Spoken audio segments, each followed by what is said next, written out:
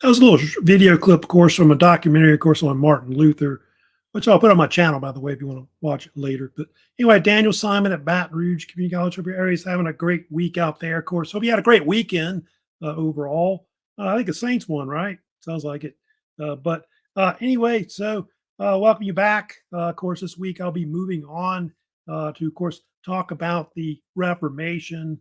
Really, part two lecture series I'll have this week, of course, which quite an interesting historical topic, which changes history quite a lot, which it does throughout the world. So looks like I do have some students watching live right now. Looks like Lulu joined us earlier. Hey, good morning. Shia, good morning. Also, Joshua is also joining us this morning. Brianna, hey, good morning. Everybody have a great weekend. Joshua, what's going on? Ashlyn, Brittany, good morning. And then Isabel and also Alexis and also Sarah is joining us as well. So hope everybody had a great weekend, great week coming up. Of course, it's week 4, I guess, for this History 1123 class. So anyway, kind of talk about a few, I guess, things going on with the class right now. I know we have a bunch of assignments out that I just kind of usually like to try to remind you about things with the class right now. I know we have that. I know we got that expiration quiz. It's still actually open, still I think to tonight. So is anybody that's kind of late trying to wrap it up? There might be points taken off for being late, by the way, turned in. But I think it'll be open until midnight.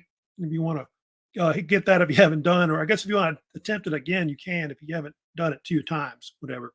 But those are the main assignments I know we have this week. Conquistadors quiz on the Conquest of America lectures. So I got that due this week. And then also don't forget your first vocab will be due this week as well. I think Friday is when it's due. So that should be uploaded, of course, to the assignment in Canvas. So just wanted to remind you about that, of course, because that's kind of an important grade throughout. Because we probably have 3 or 4 of those in the whole semester overall. So anyway, it looks like also Brittany's also joining us this morning. So hope you're having a good morning overall. So of course, going to get to the main topic, of course, we'll talk about today and also on Wednesday, of course, and that is, of course, the topic of the Reformation, which is also known as the Protestant Reformation, which is a really interesting historical topic because of the fact that it, totally changed not just Europe, religious-wise, but also changed pretty much the world, especially the Western world. It's definitely changed by it for sure. So we'll kind of talk about the rise of Protestantism in Europe. They'll also get to and talk about the Catholic Reformation because the Catholic Church goes through its own changes as well. Because when this whole Protestant thing, of course takes off in Europe. But if you have any comments, questions during the live stream, let me know. You can always, of course, leave me comments on my channel. Also in, I think, Canvas discussions, you can also leave comments there as well. I've got, I got a lot of, questions in there for the study guide if you want bonus points for that as well. You can also subscribe to my channel below also as well. If you want to join me in StreamYard.com, there, of course, is the link also below as well. Now, of course, going to get to the topic of, like I said, the Reformation. I want to first, of course, kind of give you a definition, I guess, of what the Reformation is. It is called different names. The common, name they usually call it is the Protestant Reformation, but they often call it the Reformation because of the fact that you had not just, the development of these new Protestant faiths, like Lutheranism, Calvinism, etc., that formed around the 16th century, but you have the Catholic Reformation. So quite often it's often known as the Reformation, just for short. I'll kind of give you a definition of it, but kind of blow this up here, but kind of show here. But yeah, it was a religious movement that started mostly around the 16th century, although they do think it went back to before that in the late Middle Ages.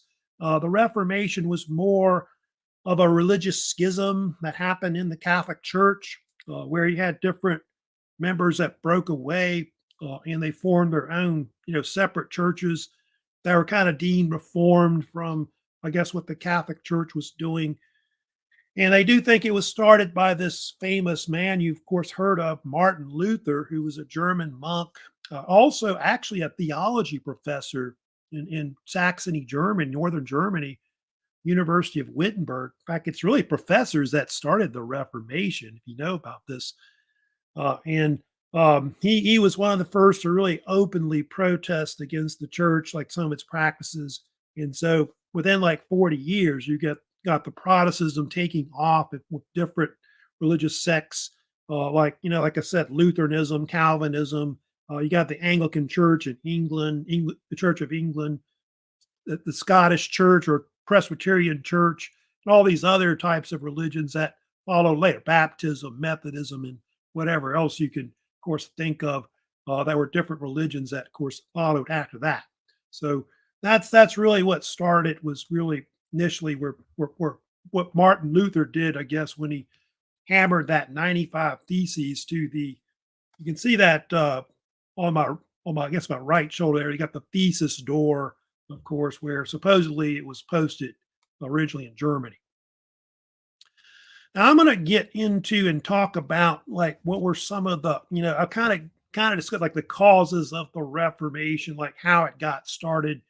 They do think that a lot of it was due to problems that were in the actual Catholic Church. Like if you look at the medieval church itself, there were a lot of corruption issues that went back to the Middle Ages, going back to before 1500 overall.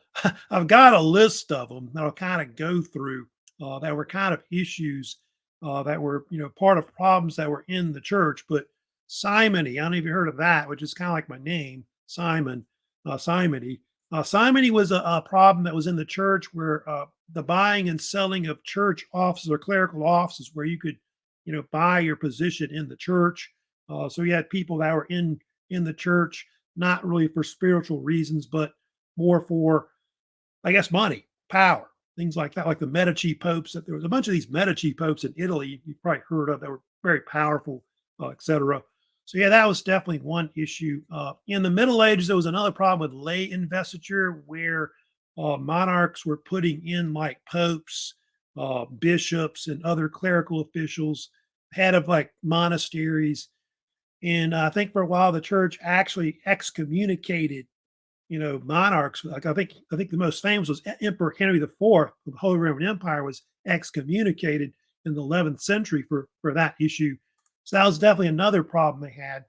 Clergy living in luxury, having a lot of privileges. So they're kind of considered like an upper class type people, living it up in, like in Rome, Italy. I think there was a case where Luther had gone to Rome and saw how all the clerical officials there were kind of living it up, and where everybody else in Germany was poor. So that was definitely another issue. Being non-celibate, there was cases where a lot of clergy had affairs with nuns and other women. They had secret wives. They had children on the side, and those kind of things. Illiteracy was another issue. They weren't following their liturgical duties as priests.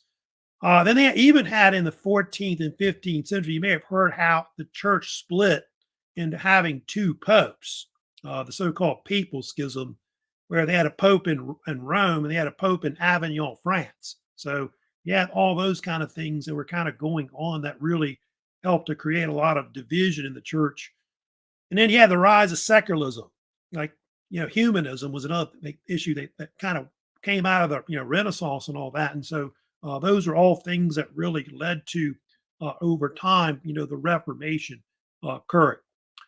They also had early reformers. Like if you look at this, they had some early Christians in the Catholic Church that tried to make reforms to it. You had Jan Hus in Bohemia, now I think the Czech Republic, who was actually a professor at Charles University, which is in Prague, and he wanted to try to make reforms to the church. But if you know about Huss, he was burned at the stake in 1415. So that didn't go well. John Wycliffe was a little bit before him, going back to I think the late 14th century.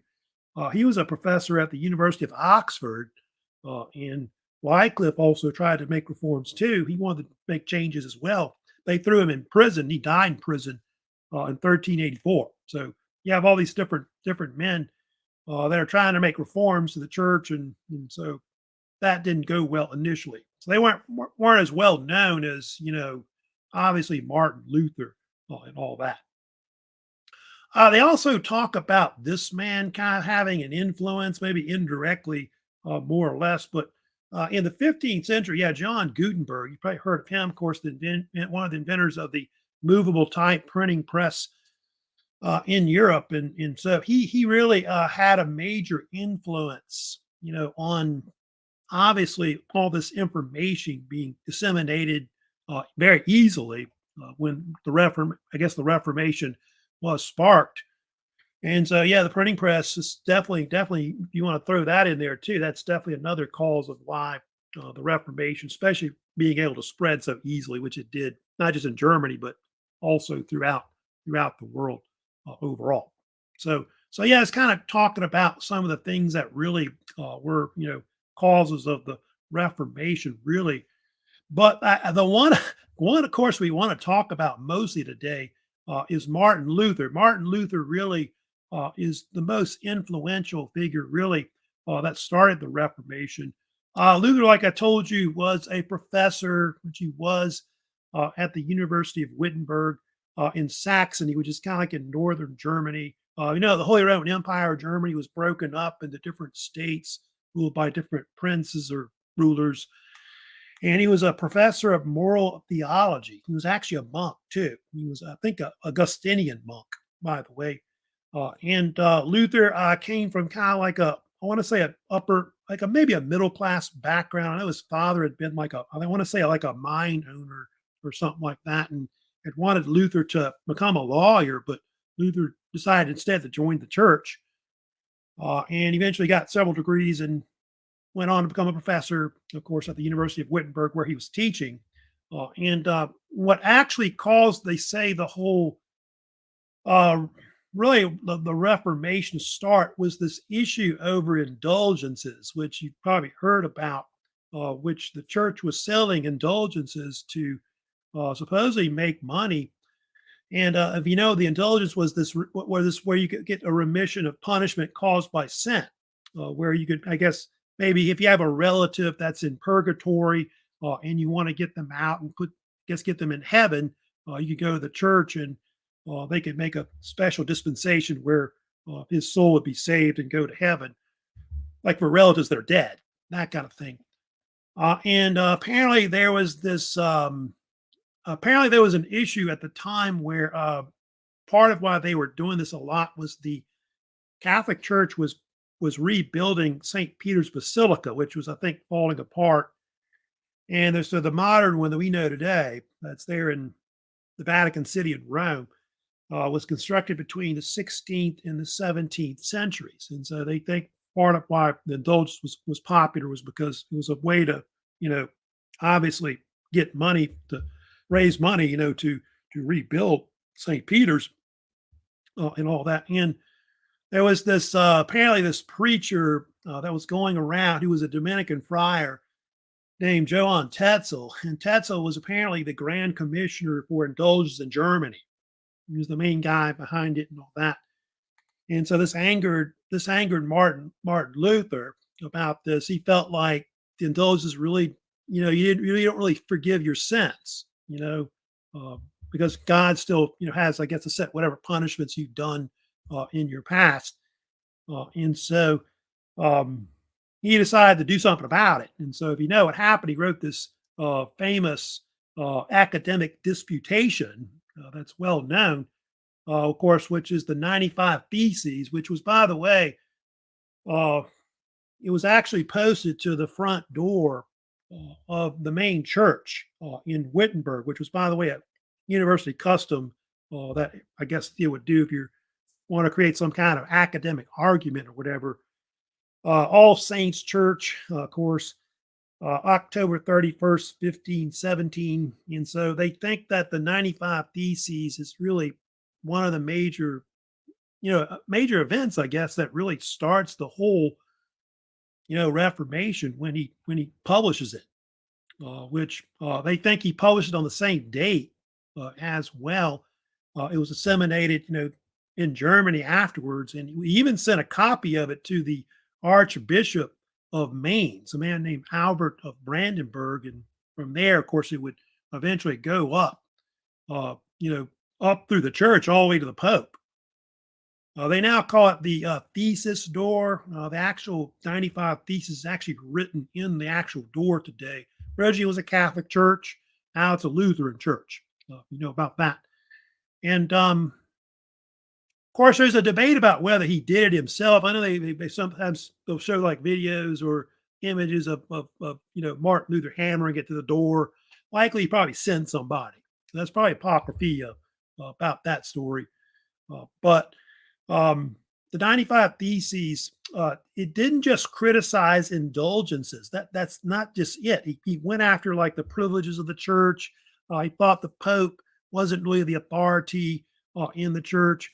It was actually the Bible in God, the faith in Jesus or whatever. Those are the things that really affirm whether you have salvation or not. And so that's really what started the whole argument that would really cause the split that began the Reformation and all that. Of course, the Pope that he angered, if you know about this, was one of the Medici popes, by the way, at the time I'm kind of talking about, which is Pope Leo X, who I'll put on the screen. He was the Pope from 1513 to 1521. He's the one that condemns, of course, the 95 Theses. He would later excommunicate Martin Luther also as well. I think of the 95 treatises, tracts that were in the 95 uh, Theses, 41 of them would be banned, by the way. That's how bad it was. And eventually, what happened was he sent him the so called famous papal bull of June 1520, often called Exsurge Domine, which means in Latin, arise, O Lord. And it was sent to Martin Luther in the summer of 1520, basically telling Luther to shut up, basically, basically take back what he's saying in the 95 Theses. And the story about Luther, he refused to back down. And Sounds like a Tom Petty song. And anyway, famously in Wittenberg, if you know the story about this, he decided to burn it. He burned it December 10th, 1520. I guess all of his supporters got with him and with a bonfire. He basically burned it where that oak tree is today in Wittenberg. I think it's called the Luther Reich or Luther Oak, which that oak tree wasn't put there until years later. But suppose it's the spot where supposedly the Reformation began when he, burned that papal bull right there. I think they show images of there, him kind of throwing it in the fire. And so that's initially what really starts, the whole beginning of Protestantism really starting, because you then have new religious faiths that kind of form out of that right afterwards. And so you get the rise of Lutheranism. Lutheranism, is one of the first real Protestant faiths that really break away from the Catholic Church. They call them Protestants, by the way, because these were people that were protesting against the Catholic Church, protesting, I guess, how the Catholic Church was, treating Martin Luther. They thought it was political or something too. And so Lutheranism, ends up becoming one of the first Protestant faiths, which you see it has over 60 million people that practice it today, to give you kind of an idea, which is really smaller compared to evangelical type Christianity, which has probably way more.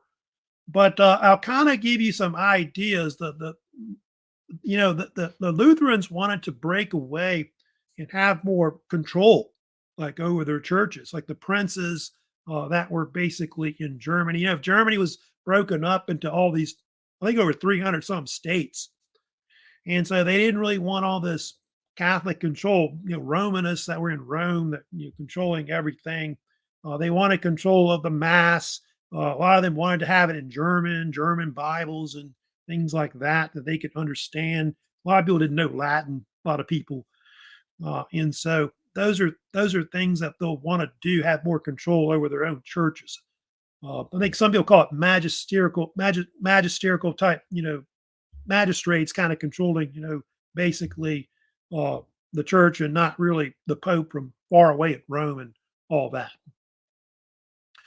These are some of the differences between the Lutheran faith and the Catholic faith. You can see, and by the way, the term Lutheran was a term that the Catholics started calling it, the Lutherans, Lutheranism. And of course, the Lutheran Church liked the name, and so they kept it, kind of named it after Martin Luther. I wouldn't say Luther founded the church, Lutheran Church, but he definitely influenced it, formation of it throughout Germany afterwards. But obviously, the things that they favor the most, you can see on the left, only faith in Jesus saves your soul. So they talk about justification by faith alone being one of the key things, salvation, along with the Bible. Whereas the Catholic faith, faith in God, good works, save your soul, also truth in the Bible, but obviously truth in the church's teachings. On the left, you got the sacrament, the original 7 sacraments of the Catholic Church. They only followed 2 in a lot of the Protestant faiths, baptism and communion. You see, and then of course the Catholic Church kept all the sacraments also as well. You can see they wanted local control over the church versus the church being controlled by the Pope and Rome. So those are differences. Of course, big thing you see on the left versus right. Priests can marry.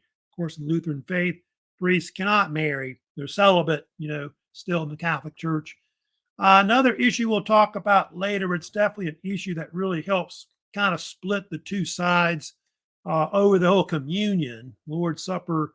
Communion is the body and blood of Christ, and the bread and wine. They're kind of separate from each other. But in Catholic faith, the communion is the body and blood of Christ. It was this miracle conversion that happened that they talk about in the Catholic faith, but the Protestants kind of reject that overall. I kind of have it right here. Like one of the big differences, you got the whole consubstantiation versus, transubstantiation. That's that big difference between the two different churches. The Lutherans, blood and wine undergoes a spiritual change whereby Christ is really present, but the bread and wine are not transformed. So that doesn't really happen. But the Pope, with the Catholic Church, they think it was a miracle, and it did. So that's the difference, between the two. I think later some of the Calvinists kind of reject that too, and I know the Ulrich Zwingli is kind of like it's more symbolic, and so that's kind of that whole Lord's Supper thing and the communion with the Eucharist is one thing that really splits a lot of the Protestant faiths, of course, later. Now, I'm going to talk about also a few other things that happened. I'll kind of mention about, by the way. I wanted to talk about also the fact that, here's one I wanted to mention about the 5 solas. Just forgot about that issue, but that's something that definitely, I think Martin Luther initially influenced. If you study about it, I know the sola scriptura and sola fide, those two were the initial ones that they adopted in a lot of the Protestant faiths afterwards, like starting in Lutheranism. And I think Calvinism, I think, did that too as well. And but they added others like solus Christus, Christ alone, sola gratia, grace alone, and then sola Deo gloria, glory of God alone. So all these were things that were part of the theology of a lot of Protestant faiths that would follow later. And so, yeah, that was something that Luther, I think, at least started 2 of those and kind of made it popular with that in their faith. Oh, by the way, Luther was given one more chance, if you know about this. The Diet of Worms in April of 1521, which the Diet of Worms, if you know about it, was the main assembly of the Holy Roman Empire in Germany, which was headed up by the ruler of Germany, which was Emperor Charles V. He was also the king of Spain. I think they call him Carlos or Charles I in Spain. And basically, what happened was he met with Emperor Charles V, and they wanted him to recant. They think pretty much that I think the issue was I think they say April 18th might be the actual official day when they actually met. When they actually, Luther met with the emperor in basically the Diet of Worms, and he was basically told to recant his statements, not just in the 95 Theses, but other beliefs that he had as well. You can see he was 37 years old when this happened. He'd already been 15 years with the church, so he'd been a long time. He didn't really want to leave the church, Martin Luther, and so he refused to recant. And so what ended up happening was the Emperor Charles V issued what became known as the Edict of Worms, which what it basically did was it declared Luther a heretic, like an outlaw against like the church's teachings and all that. And all of his writings were banned in Germany. And so that almost meant that he could almost be hunted down as a heretic and maybe even killed at that point. And luckily, there was the ruler of Saxony was kind of supportive to him, which a lot of Germans were because they thought that, like I said, the church was being political against Martin Luther. And so this man named Frederick III, who by the way was known as Frederick the Wise, he was the ruler of Saxony. He's called the Elector of Saxony. He gave protection to Martin Luther, put him up in his castle, by the way, which you see in that image, which is called Wartburg Castle, which is in Eisenach, Germany. And that's an important important castle there because it's there at that spot or place where Martin Luther begins to translate the New Testament into German because that's one thing he's going to do. He's going to start translating the Bible into German, so everybody could read it. And so that's something he kind of becomes well known for doing, helping spawn the Reformation, from there. There's also a famous story you may have heard about. If you know about Luther, he was one of the first Protestants, like clergy, to actually marry, which he would marry this ex-nun you see on the right, Katharina von Bora, who, by the way, there's a story behind this a few years before where, about the Lutherans, they were trying to close down all the monasteries in Germany. And so I think he helped her and with like something like 12 nuns escape from a convent, basically. And he had to go and he was trying to find wives for all. He wanted all the nuns to get married and have children and all that. And anyway, she just suggested that he ought to marry her, that kind of deal. And so she proposed marriage to him, and so he married her. I think in 1525, and later they call her the Lutheress. I think was her nickname, Katharina von Bora. And she is kind of important, believe it or not, because she does help to set a lot of precedents afterwards for clerical marriage, which you see a lot with the Protestants, which is different from the Catholic faiths and all that. So that's one thing that they're kind of known for later on. I think they end up having 6 children together. By the way, Martin Luther and Katharina von Bora. So that's kind of the story of Martin Luther, how he influences the beginning of the Reformation. I want to go ahead and also move on for a few minutes to talk about also another famous figure that was big in the Reformation, but he was not in Germany, he was in France. That would, of course, be John Calvin. You've heard of Calvin's real name is actually Jean Calvin, or some people also say Johann Calvin, or I think some people will say Colvin or something like this. Different variations of the name, how they spelled it. But the English called him John Calvin. And if you know about it, he was heavily influential on the British, on their forms of theology. And he was a French Protestant reformer who, by the way, went to the University of Paris at one point. I think he was a lawyer and then, of course, turned like theologian and pastor later on. And he's an important figure, John Calvin, because Calvin is considered to be the one that founds a lot of the background of what they call Calvinism. just named after him, kind of like Lutheranism for Luther. So he's like the one that's really the founder of that theology overall, and it would kind of spawn all these different types of Protestant type faiths that'll be like in Europe, America, and the rest of the world. They call it like Reformed Christianity, I think was initially what they called it. Call it Reformed churches and things like that. Congregational, also Christianity, Presbyterianism also kind of formed out of it, and other faiths that kind of broke from it too. Like I think Methodism, the Anglican faith was heavily influenced by it also as well. And Calvin was highly influential. He wrote this book that became famous that he published in his late 20s, which was the Institutes of the Christian Religion.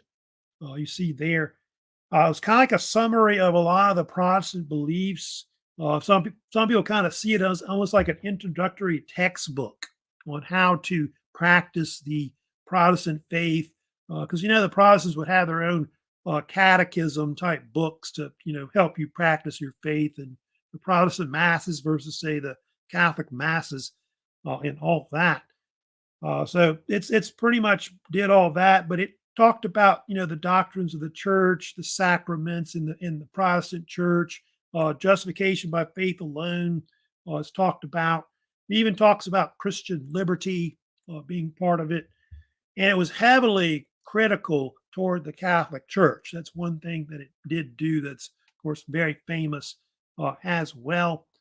And you can see there, they also had belief like in what they call predestination. Some people call it also predeterminism. It was a belief that a lot of Calvinists believed that God had already predetermined those that would be saved, like from the beginning of time, and those that were damned to go to hell. They kind of rejected this idea of purgatory, that doesn't exist, either going to heaven or hell, that kind of thing. I think they even talk about the elect, like the elect, certain selective people that God is deemed to be saved and going to heaven and all that. They also practice beliefs in theocracy. If you know about the Calvinist type churches, this idea of church governance, where they have church elders that run basically churches. So they believe in absolute sovereignty of their church and theology. So people obviously have to study theology, the Bible, and things like that, and follow church teachings, laws that are put down by the church elders and things like that. Calvin was a big influence. Of course, I'll get to it later, but he doesn't live much in France. He actually flees France because I'll get to the Huguenots. Huguenots were these French Calvinists that kind of supported his ideas. They were persecuted heavily by Catholics because France is mostly a Catholic country. So a lot of them fled to Switzerland, a lot of the Calvinists. And so where Calvin went eventually was to Geneva. And in Geneva, he kind of created this religious theocracy that I talked about among their religious leaders. And so he's trying to create this ideal religious type society where people have to follow Calvinist beliefs. So everyone has to attend religious classes or study the Bible. No one can wear bright colors. No card games or gambling and sports and things like that, especially on Sundays. They call it blue laws and things like that. They kind of practice and all that. And so any kind of rule violations of, church doctrines and things like that could get you in jail. You could be excommunicated. You could be banished. You could even be put to death. There's cases where people were actually put to death because of not following dogma or whatever kind of church laws.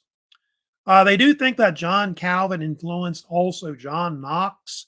If you know about him, Knox, if you've heard about him, was the founder of the Church of Scotland, which was called the Kirk. The Kirk is what they call it, means the church, Scottish. And the Church of Scotland was like a branch of Calvinism, which was called Presbyterianism, they called it. So it's often called the Presbyterian Church as well. It was all part of the so-called Scottish Reformation that started in the 16th century. And the Presbyterian Church there wanted to have local control.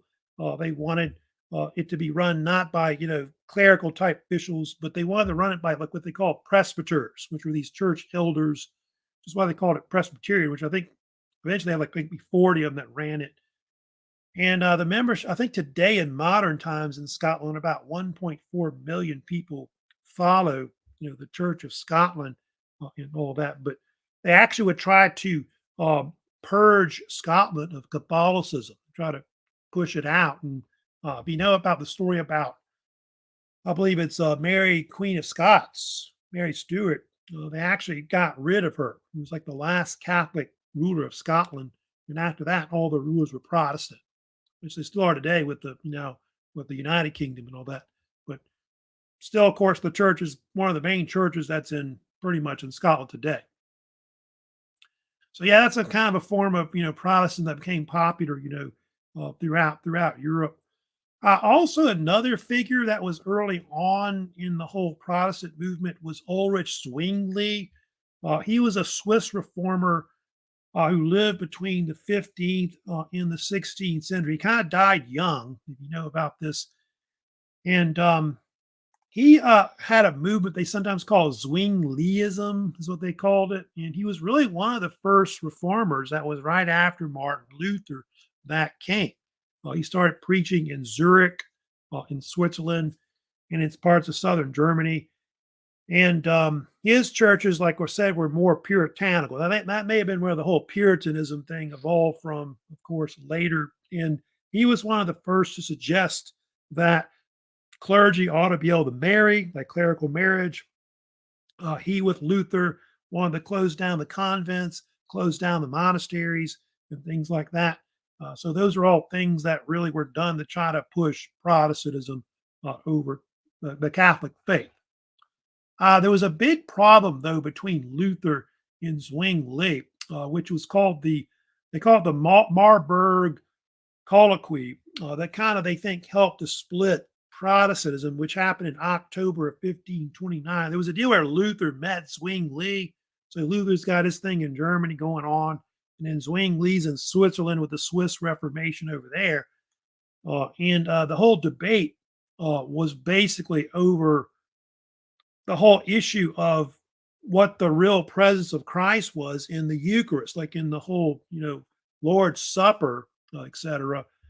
They couldn't agree on it. I think Luther, like I said it was kind of like side by side. The blood of Christ, not really a miracle, basically, but I think Zwingli was almost like it's almost like cannibalism what they're talking about.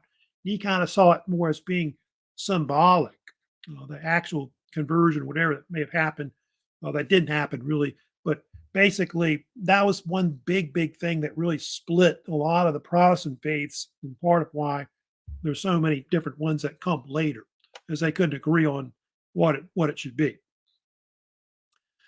Now, I want to also talk about some other issues that really were there too, that were part of the Reformation that people think about or really don't think about, I guess, with the Reformation. You have people that were more radical that were involved too. They didn't like the Catholics, didn't like the Calvinists, didn't like the Lutherans. So you had those that were there too, and these would be what we call the radical Reformation that got started as well.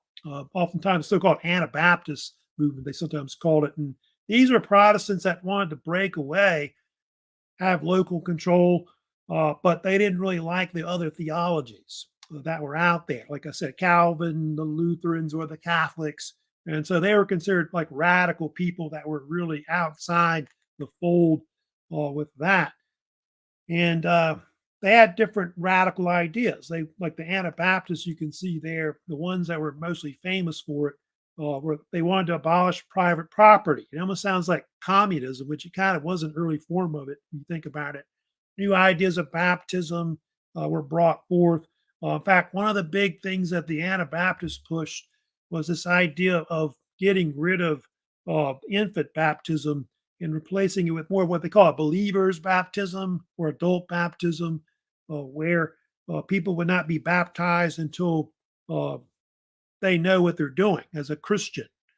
And so That spawned a lot of these different Anabaptist movements, like the Amish, the Mennonites, the Hutterites, which a lot of them were in Germany and also in Switzerland. And so they all formed movements basically to break away from these other churches that were there. They also, you can see, wanted a separation between church and state, believe it or not, was something that they pushed. The Baptist movement was heavily influenced by the Anabaptists later, which really started, I think, in England mostly, the Baptist movement. And Quakers, I think, started in England too, as well. Also, kind of broke away. We know more of the Amish being basically part of that movement. But you can see a map here in Germany, which is where Germany, Switzerland was at the time. These were the areas where the Anabaptists really got started in the 16th century. It got so bad that a lot of them rebelled. They had this thing called the German Peasants' War that happened in the 1520s, where they rebelled, and it was actually put down where a lot of them were massacred, those that were against the different churches. And so a lot of them were heavily persecuted, and that's why a lot of them leave, like the Amish and those that leave and go to other countries and all that because of all the persecutions that they kind of go through and all that. Now, also, they have, of course, something else that was part of the Reformation as well that started too around the same time as well in the 16th century. And that was, of course, the English Reformation as well, which, of course, we know today with the Queen Elizabeth II dying a few days ago, who was the head of the Anglican Church.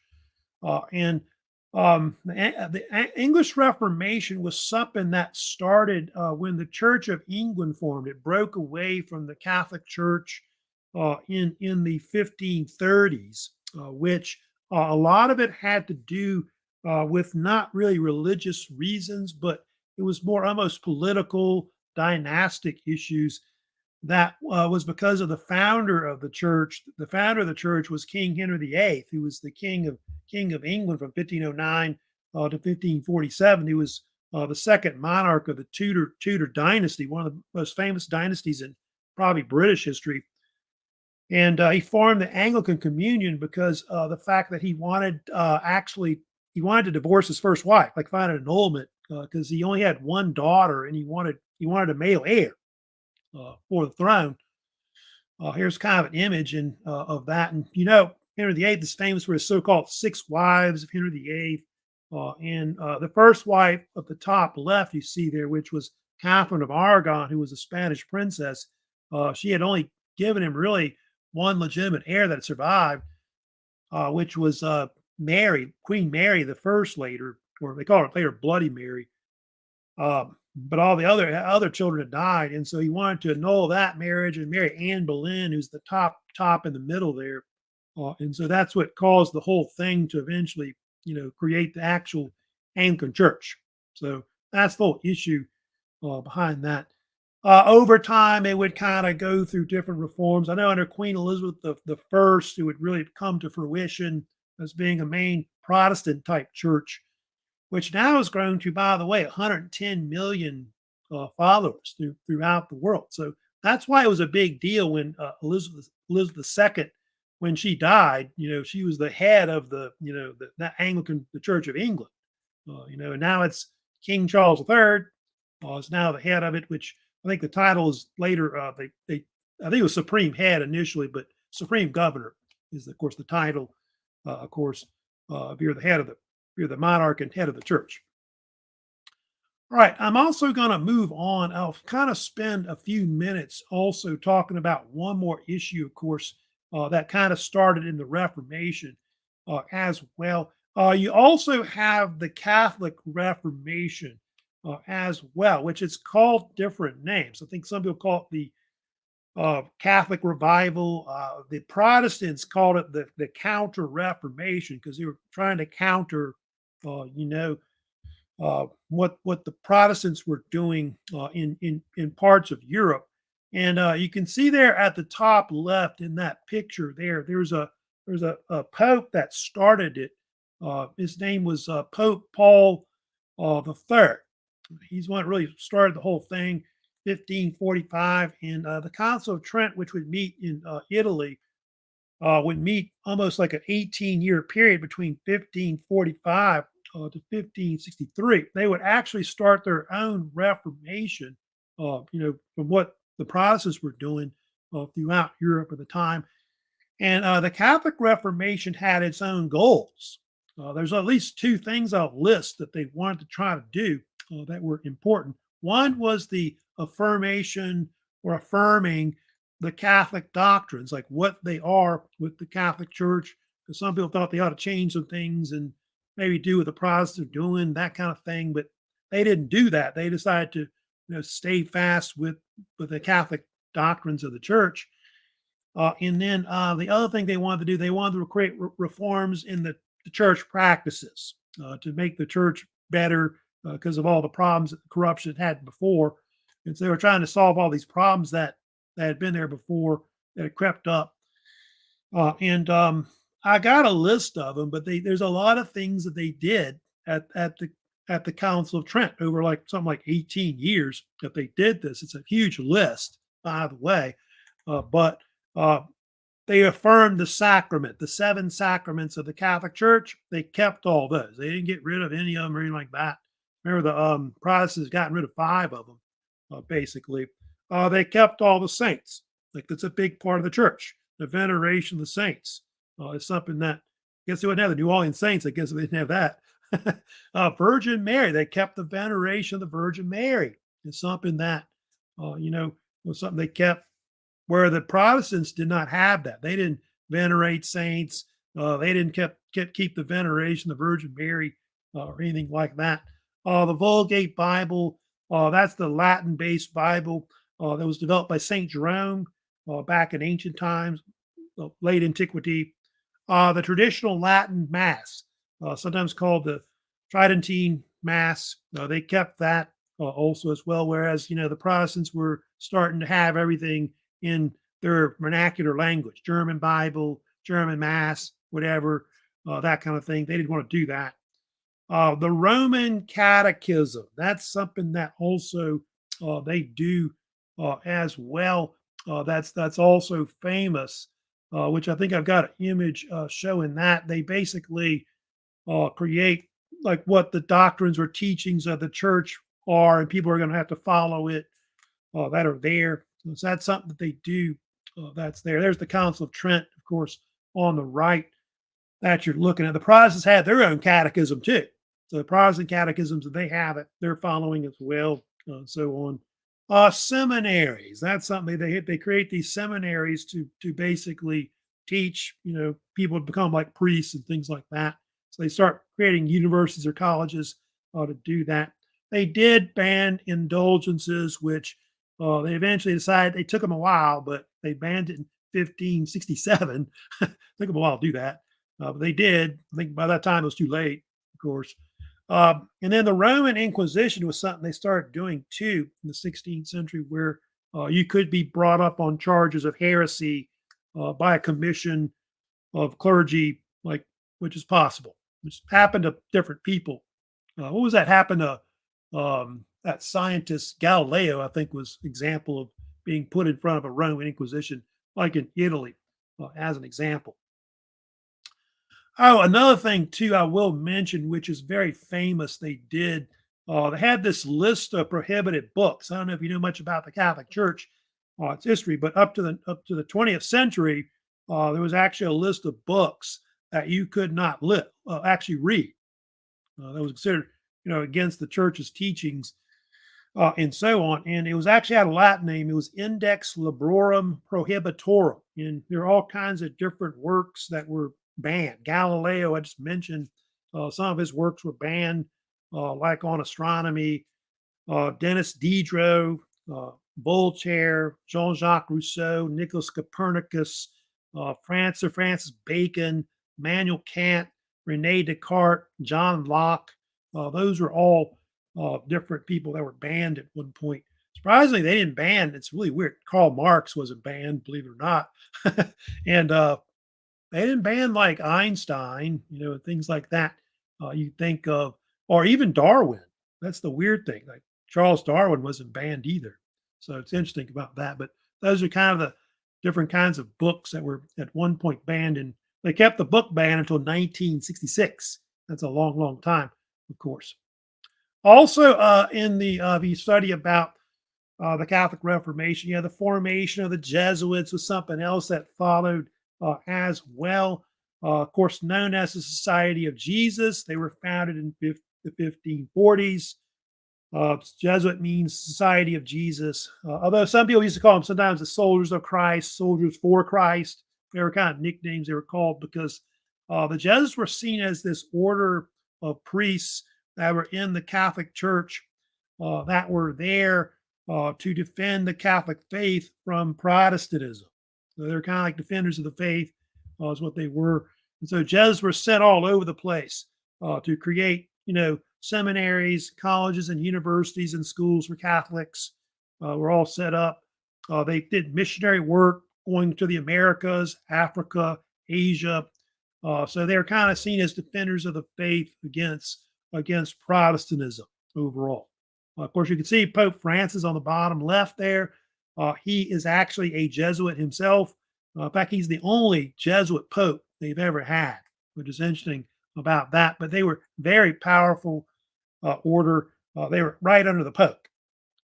It did have a founder, actually several founders of the Jesuits, but the one that's the most famous is Saint Ignatius of Loyola, who, by the way, was an ex-soldier that turned priest. He was one of their first superior generals, which the superior general was the leader of the Jesuits.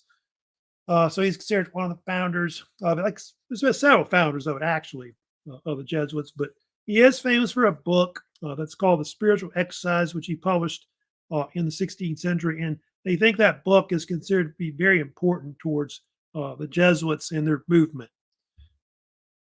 So he's important.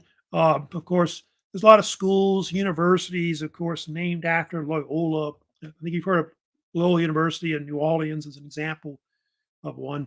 They have other founders. St. Francis Xavier as well was considered another founder of the Jesuits. And people forget about St. Peter Faber as well.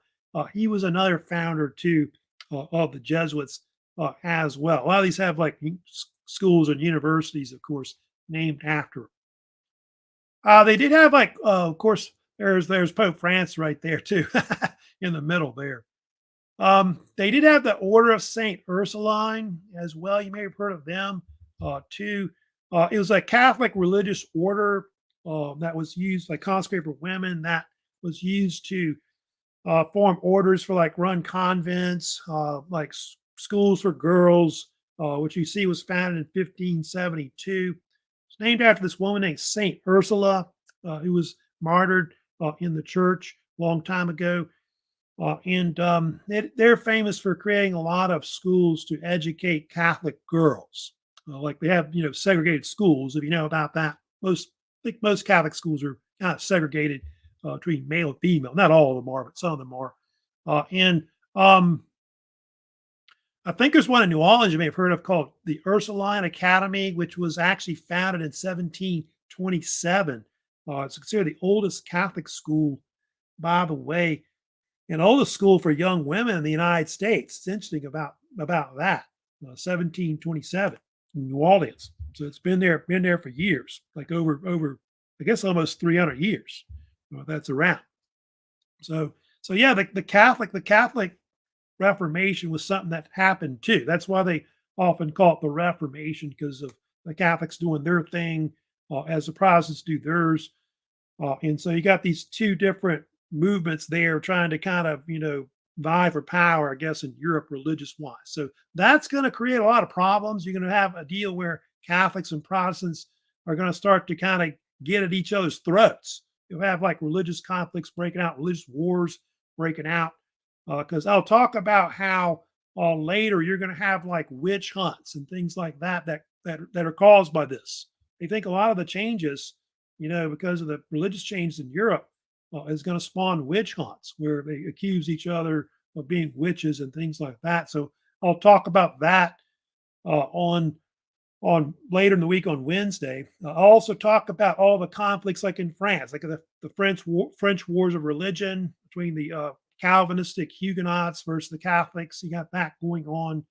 I'll talk about also the 30 Years' War, because that's really the culmination of all the conflicts that really occur, of course, with the Reformation into the 17th century. So I'll also get to that later. So I will later in the week have another Canvas quiz coming up, which will be on the Reformation. But I did want to remind y'all, don't forget, main assignments out. I know for this week is the Conquest of America lectures quiz. I think I'll probably have that due later in the week. I think it says, I'd say Tuesday or something now, or maybe it's Friday when it's due. I'll check on the date on that. But I'll have it due later in the week. And then don't forget the vocab, first vocab is also due this week as well. So that's it for today. I don't think I see any other comments here overall, at least questions wise. Any, but you have, like I said, you have a comment, question, you can always leave a comment, of course, on my channel. But you can also, like in, I guess in Cam's discussions, you can also leave a comment also there as well. So y'all take care. Have a great rest of the week, and I will of course see y'all later, of course, on Wednesday. So y'all have a great one. Y'all take care.